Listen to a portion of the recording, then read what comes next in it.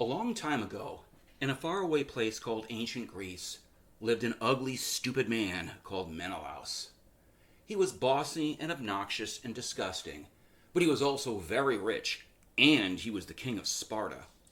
It's good to be the king, because he managed to get the most beautiful woman in all the world to be his wife. Her name was Helen, and she was everything Menelaus was not. But she had no money, and Menelaus had a lot of it. So Helen married Menelaus and his money, thinking the money might make her happy, but it did not. One fine day, Helen met a very handsome young man named Paris, who was nice and kind, and actually cared about Helen as a person, not a possession. So he was nothing at all like Menelaus. Helen decided to run away with handsome Paris back to his home, a big, beautiful city named Troy. His big brother was named Hector, and he was the high and mighty chief general of the army of Troy. Their dad was Priam, and he was the king of Troy. Troy had many brave soldiers and great big walls all around to keep out the bad guys, so they would be safe there. Menelaus was very, very angry when he found out that the prettiest thing he owned had run away. So he went crying, "What?" to his big brother Agamemnon. Agamemnon was the king of Argos, and he was the richest man in all of Greece. When his baby brother told him about Helen running off, Agamemnon also got very, very, very angry. Or at least, he shouted lots and lots of angry words. Because, you see, the richest king in all of Greece got that way by loving money more than anything else in the world.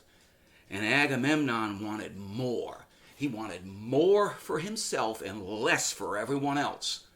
He saw a chance to steal all the money from Troy, which was quite a lot. Why, he could become the richest man in the world. So he sent out messengers all over Greece, talking smack about those evil, sick monsters who lived in Troy, who had stolen his brother's wife. They just kidnapped her. She was taken. Those vicious pigs were the worst sort of scum. Why, they weren't really even people. They were foreigners. And if the Greeks weren't careful, those same evil subhuman monsters, bad guys, would come and take away everything from the Greeks, everything they owned and cared about. So all over Greece, young men and some not-so-young men left their wives and their girlfriends, or maybe the women they hoped might become their wives or girlfriends.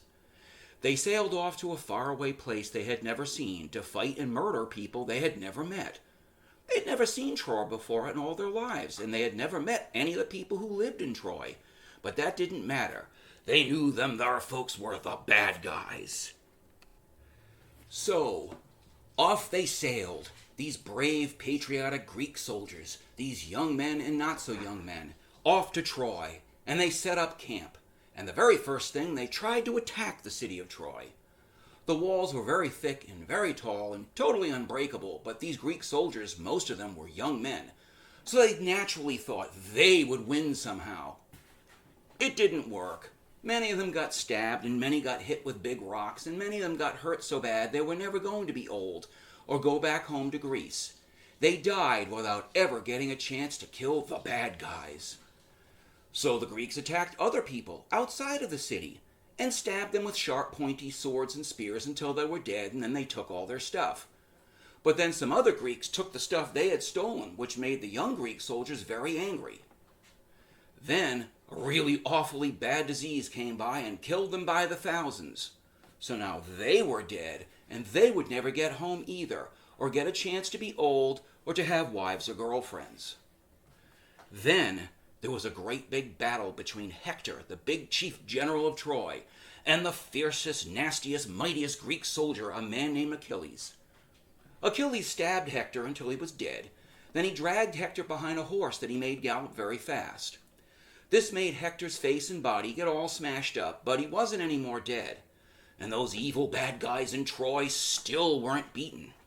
Then a smart, crafty Greek soldier named Odysseus came up with a wonderful, awful plan. He had the Greeks build a great big hollow horse made out of wood, then stuffed it with the meanest, nastiest, fiercest Greek soldiers of them all the worst of the worst that they could get. Then they left that big hollow horse just outside Troy, and Odysseus and all the other Greeks pretended to sail away. The people of Troy went wild with joy. They had won! Yay! And for no particular reason at all, they brought the big hollow horse inside the walls of Troy. Then they had a great big party, and they all got good and drunk, and they all fell fast asleep. At about 3 or 4 in the morning, the Greeks inside the horse slowly crept out, and they quietly murdered any of the bad guys who were still not asleep. And then they opened up the gate to the city. All the other Greek soldiers had snuck up to the gate while the people of Troy were good and drunk and fast asleep. And quick as demons, the Greek soldiers began stabbing the men of Troy until they lost all their blood and were very, very dead. The women of Troy were raped, and then some of them were stabbed until they were dead, and then the rest were made slaves along with all their children. Troy was no more. Of course, many Greek soldiers died too, including the bravest badass of them all, Achilles. Some say he was shot in the ankle with an arrow, but however it happened, he didn't live to see home again. That's a fact. Just like the thousands and thousands of young Greek men who had died in all the years of war against Troy, there was no happily ever after for any of them. But hey, Agamemnon got what he wanted. He wasn't just rich anymore. He was filthy, stinking rich. And Menelaus got Helen back. And even though she was 10 years older, she was still the prettiest thing he owned. Their friend Odysseus got back, but only after wandering around for another 10 years while most of his soldiers were murdered by enemies or eaten by one-eyed giants. But in every city and town all across Greece, there were homes on every street where there were empty chairs at dinner time. The men and boys who had sat in those chairs would never sit there again. How happy was that supper time? And in many other homes were girls and women who would never become girlfriends or wives, because the boys and men they had loved were dead and buried in some faraway land that they had never seen. But take heart. The bad guys were destroyed! Yay! This sort of thing doesn't just happen a long time ago in a faraway land somewhere else. It happens all the time. It's happening right now as you listen to my words. Right now, you are being told how awful the bad guys are.